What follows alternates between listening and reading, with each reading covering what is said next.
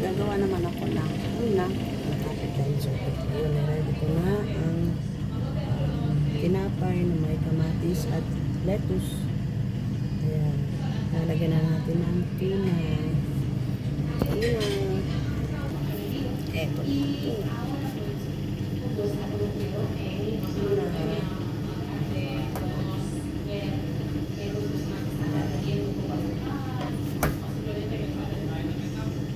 Mantika, kaya alisin natin yung konting mantika.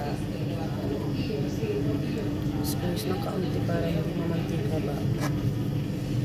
Tapos lalagyan ng madadaling appetizer lang ito, pero takes time.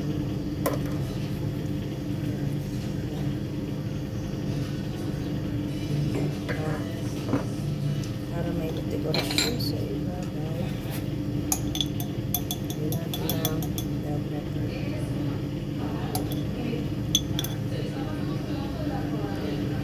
Yan, appetizer na ito.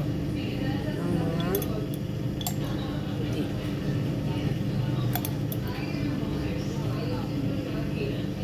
Lagyan natin ng mga itim-itim. Ayan. Diba? Magandang appetizer. Oh, pero pupunuin ko pa ito.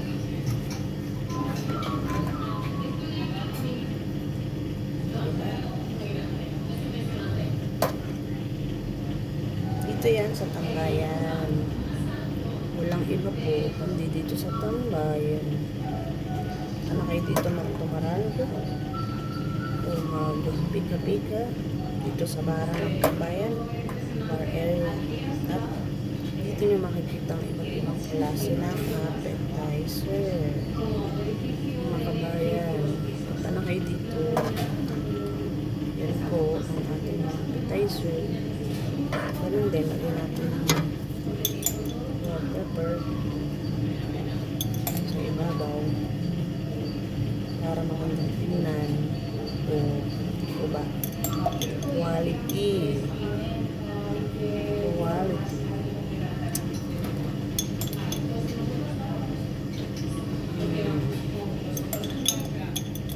May isang wala. Sumata tayo ng bell pepper. Yan.